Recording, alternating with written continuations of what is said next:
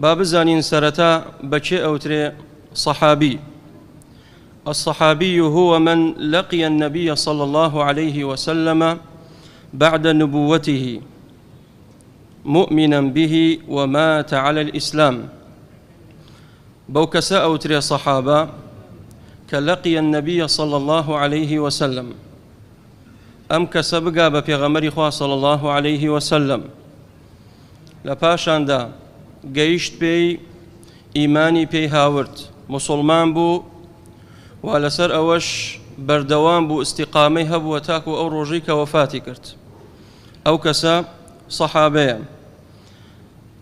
زانایان فەرموون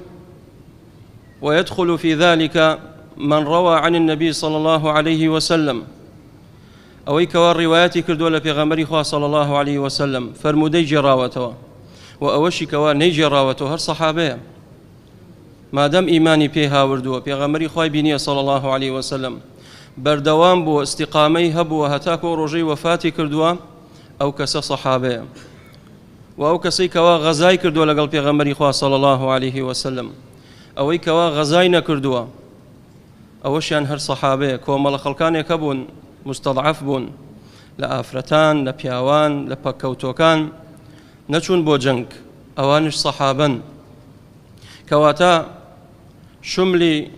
گەورە و بچووک و ژن و پیاوەکات ئەوەی کە گەیشت بە پێغەمبەری خوا صلی الله علیه وسلم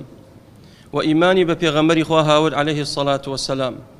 پێغەمبەری خوای بینی بێ صلی الله علیه وسلم یان ئەم پێغەمبەری خوای نەبینیوە بەڵام پێغەمبەری خوا عەلەیه الصەلاة وەسەلام ئەوی بینیوە. هەندێکە بۆ لە سەحابە نابینا بوون ئیمانیان بە پێغەمبەری خوا هاورد صلی الله عليه وسلم بەڵام پێغەمبەری خوایان نەبینی بەڵام پێغەمبەری خوا صلی الله عليه وسلم ئەوانی بینی.